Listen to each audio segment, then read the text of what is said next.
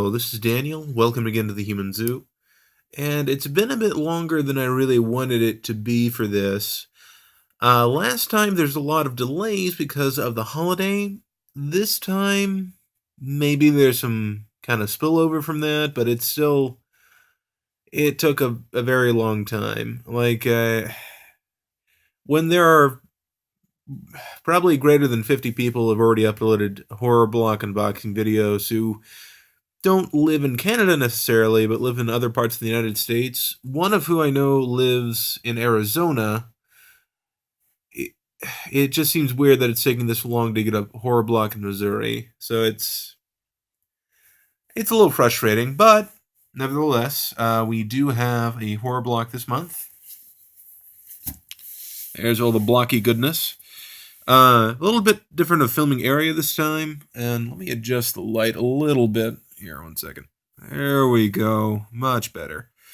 I'm gonna keep with the red motif. I figured I need a little more space to do these videos, though. So I think this will work out fairly well, and you don't have to worry about anything distracting in the background. All right, it's a box. Little damage there. Otherwise, good condition. Sensitive personal information as always, but I do live in Missouri. All right, let's open this up. Classic box cutter. There we go. Such a smooth sound. A lot of people make fun of me because I like box cutters, but they're just very useful. And, I mean, they can only cut boxes. They're like the safest kind of weapon to fight boxes. Because they're going to uprise. You watch. So, in today's box, we, of course, have the classic catchphrase, Doe. Because that's, they say that on The Walking Dead all the time. Marge, help me out. And then he trips and says, Doe. Walking Dead. That show I don't watch. Alright, and what do we have here? Okay, already I can tell there's a lot of stuff. Well, a lot of big stuff, let's say it that way. Oh my.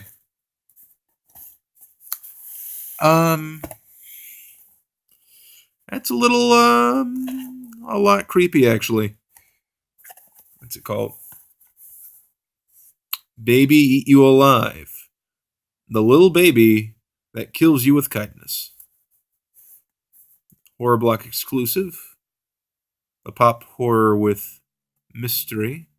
Sorry, the Pop Horror Mystery box. It's kind of a weird... I've never heard it described that way before. I have to talk about the box construction on this just because I don't really like the font. I think that's variation on the Broadway script. And then, I don't know what that is. But I really like that background. The kind of wallpaper background with the faded edges. Very nice. Makes me think of the yellow wallpaper, except it's red. Let's see, is it taped? I can probably just open it. Effort. Okay, let's open this up. The construction. Plastic. And it is it's a creepy head. A really, really creepy head. They give you a lot of stuff that can be displayed. Oh my god. Sorry, that just really freaked me out for some reason. Man, that is creepy. This is really well crafted. Like, 100% really well crafted. If I were to guess, I would say that this is probably designed in such a way that they have maybe at Hobby Lobby, Michaels, wherever collectibles are sold, they have places where you could buy a doll's body and affix this head to it, and then have a really creepy doll. I don't know if I would do that, or if I just set this on the shelf with my other horror stuff. It's really cool, though. It's really nice. It's one of those things where it's just really, really well made. And while I'm not necessarily into like creepy dolls or anything, it just has some really good craftsmanship. I'm assuming the probably mold for the head is mass marketed, but some of these paint details, they must have been done by hand. That's just really, really impressive. just gonna rebox that for the time being, and then I don't know, something like this I could actually just keep in the box. It's a really good window, and I like the box style. Maybe without this plastic lip, unless I don't know how distracting that is. You can kind of see it. Well, I'll see what happens. I'll see what happens. Never say never. Not that I was saying never or anything. Anyway, next item. Full transparency, I did see other unboxings of these, so I know what I'm getting, but I'll still act surprised. And I know this is a phone holder. It also says that on the box. This is another Horror Block exclusive. That means this is actually an item either picked up exclusively for Horror Block or made by the Horror Block company, which would be Nerd Block, which is probably owned by someone else. But anyway, yeah. So I'm curious how many of these are actually coming from Horror Block directly, and how many are coming from different areas. Oh, there's some writing on the back. Are you gravely serious when it comes to taking care of your phone? Hold your calls with this spooky desktop cell phone holder. Now, the implication there is that you would put this on your desk with your computer so it could charge during the day. I can't do that at my work because they don't like you using the outlets, and you can't plug it in directly into the computer because of data breaches. But I could probably put it to the side, like on a bedside table or something. That is really... See, this another one, I'm not really into zombies that much. I think you can tell by my faux Walking Dead quotes. But it's another thing that's really well made. The only thing I don't really like is the zombie arm. I really like the gravestone and the kind of pushing daisy here. You know, pushing up daisies. This is where you insert the... Here. That's where you insert the phone charger underneath, and then put the phone here. I can't show you what that would look like with my phone because I'm using the phone to film this, but it's like that. It's nice. Probably if I have a bedside table. Well, I mean, I have a table. I'll figure it out. I'll figure it out. It's nice though. I like it. Next up, we got a shirt. I like shirts. Horror shirts are good. Woo. John Carpenter action here. Oh, very nice. This is from the excellent horror / sci-fi / Roddy Piper vehicle. Well, I guess I didn't really have vehicles like that then. He was in the movie, though. Yeah, you can see this as Obey. I'm going to get a better angle of this. Ooh. It says Obey, and it has the weird alien face they used in that movie. Very nice. I think of the shirts that they've sent in these boxes so far, this has to be the creepiest. I don't think enough people in like common culture, like those who are not big fans of horror, will really know what this is from. I mean, some people who are like cinephiles might also, but generally, I don't think anyone's going to know what this is from. And this is probably truly the creepiest looking thing you'd have on a t-shirt, especially with the kind of distressed edges. It just looks extra creepy. I really like that. I may or may not wear that to work. We'll find out. But yeah, very nice. I like that. And this one says Nerd Block. Oh, Nerd Block with shirt punch. Okay. So, yeah. All right. And what do we have next? Oh, okay. This is for a keychain. That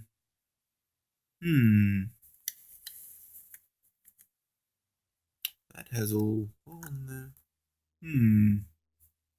That's an idea. I have keys, but they're kind of full up with the chain portion. And I like the butcher's knife. It looks pretty solid. I think, and shout out to Horror. She does a YouTube channel also with these Horror Block unboxings.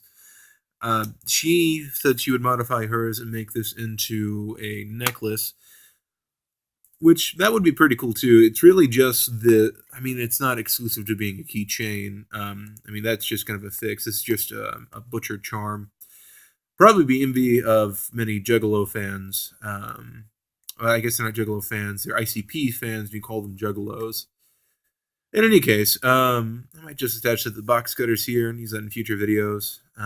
But who's to say? It's nice though, good quality. Another Horror Block exclusive. I wonder why they're doing so many exclusives this time around. Usually they have some menageries from different companies. All right, and then what do we have next? Okay, I was kind of excited for this one. It's a, oh my god, oh that is so cool. Sorry, I watched Horror's video, and this is a celluloid clipping from the God, that's cool, from the original Carrie movie, and hers had the mom from Carrie, and the one that I've gotten is the I think you can see it. It's actually Carrie at the prom, and that is so cool. This is I mean, how movies work. 24 frames, or maybe I can. Yeah, it's 24 frames per second of footage that you see on screen. So this is 1/24th a second of the scene where Carrie, and based on their eye direction, is closing the doors to the prom gymnasium right before she sets the place on fire and kills everyone. And that is just truly awesome. I don't know if this is a reproduction film clipping or if it's an actual clip from what was shown in theaters originally. I know they have multiple reels, but yeah, that is so cool. I don't know, for some reason I thought I'd get something kind of lame with like John Travolta.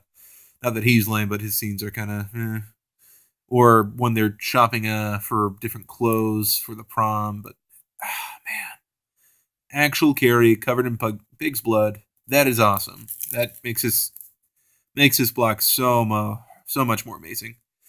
And the way this is designed, I guess I could use it as a bookmark. It doesn't really lend itself to be framed. I mean, I could. I'd have to find a very unique frame for it. Really cool, though. I'll have to post that on my Facebook because that's just awesome. I bet I could. This lamp to the side's pretty bright. I could probably project it and take a photo. But we'll see what happens. Actually, I could probably just. Yeah. Yeah. It's good. All right. What's left? I think we have the remainder is Rue Morgue. Now, Rue Morgue actually does. Fangoria does 10 issues a year. Rue Morgue does 11. So there's always going to be at least 1 month a year where it's not going to be a regular Rue Morgue. This is their book. The first horror block I had a book like this also. This is Blood in Four Colors, a graphic history of horror comics. So this is just going to go over different comic books that feature horror elements. I believe that's Vampirella, Hellboy. That's Jughead from Archie Adventures of the Living Dead or something like that. But yeah, this is a really fun book. They have this one, the horror collectibles that I had on the previous blog. They also have one about, I'm not certain, it's like Canadian up north, like horror movies made in Canada, which of course is fairly genre for where this is coming from. I can't really tell, but that looks a lot like Swamp Thing wrestling some other creature, which I like Swamp Thing. Bigger fan of Animal Man. I mean, Human Zoo and all.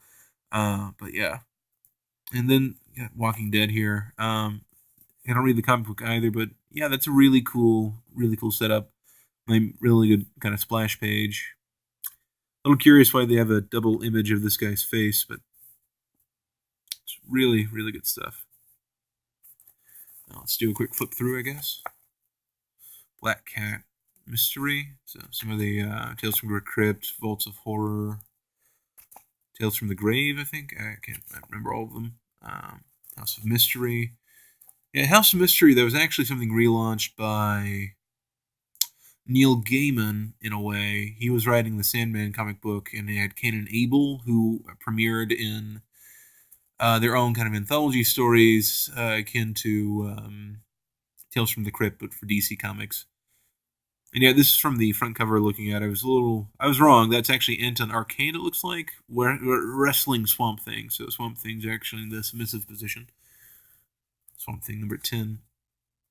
But yeah, so he kind of resurrected that, at least for the Sandman series.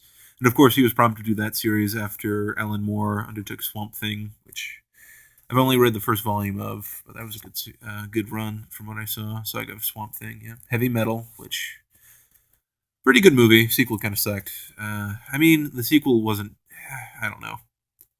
It wasn't what I had wanted. It was the first one was anthologies. The second one was just really large animated breasts, and I think Sting was in there, but otherwise it was kind of meh.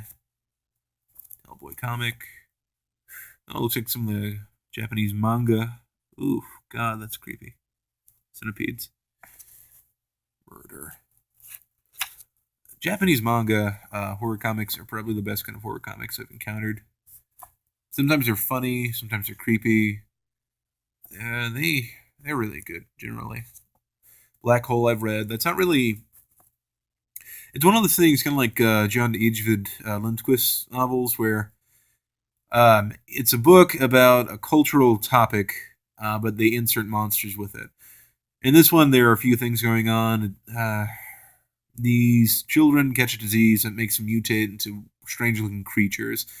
Some of them kind of like zombies, other of them grow extra parts. I think the main characters, well, two of the main characters, one grows tentacles around his abdomen, one grows a tail. But yeah, it's kind of like a placeholder for kind of puberty, AIDS infection, STDs. I think it is spread through sex. It's fairly interesting though. Experimental kind of new way of comic. Walking Dead, Marvel Zombies, meh. Traditional horror, 30 Days of Night, I Am Legend. Love Richard Matheson. George Romero stuff. More kitschy stuff. Dead, she said. Interesting. But yeah. It's a good book. I'll have to peruse that more later. And then, of course, promo material. Exclusive Baby Eats You Alive. You know, I'm going to look that up. That might actually be from a horror movie that I don't realize. But yeah. Oh, wait. What's this? Download your very own complimentary digital edition of Scream, the world's scariest magazine. Huh. That's kind of neat. Then you go everything you have here. Neat stuff. And then let's see what's coming up next month. We're also... No, one moment. Let me do a silly voice. We're also packing in some horrific exclusives and the latest issue of Rue Morgue. February's horror block contains some bloody, amazing items. Zombie-infested exclusives, The Walking Dead. I don't know if they haven't had something somewhat Walking Dead related in any of these blocks so far. I mean, aside from the catchphrase, I think there's always been something at least referencing Walking Dead, whether it be this book here that has Walking Dead images on the cover, or the last one that had the Daryl character as the keychain, or just something loosely zombie related, which almost immediately makes it Walking Dead related. But I don't know if I should complain about that. I'm just not that big of a fan. I understand where they're doing it. It's a great marketing idea. Everybody loves zombies right now. It's just not as appealing to me. I tried watching the show again. I'm just going to get into it. I don't know. It's probably something wrong with me. Anyway, that was this month's horror block. Pluses, Baby Head Doll, really cool. Cell phone charger, really cool. Carrie, Slither, a film, awesome. Love the book. Gonna read through that. Hatchet's okay. T-shirt, really nice. Very horror inspired, horror related. What's the word I'm looking for? It's a T-shirt for horror fans, almost exclusively. A lot of these T-shirts kind of bleed over. Everybody knows Bela Lugosi as Dracula. Everybody knows Jason. Everybody knows enough Wes Craven stuff that they can recognize the Scream face killer or the ghost face from the Scream movies, or Freddy from Nightmare on Elm Street. They live a little more exclusive. You have to be either a big horror fan or a big cinephile to really catch on to that. So, I mean, all around, cool stuff. Looking forward to getting to February's block. I had almost canceled this subscription just because it's been taking so long for it to reach me. But after this kind of stuff, it's pretty awesome. I'll have to keep doing it. Anyway, from the Human Zoo, I wonder what it feels like to wear your skin. Sorry. Have a wonderful day. Freudian slip there. Ha ha!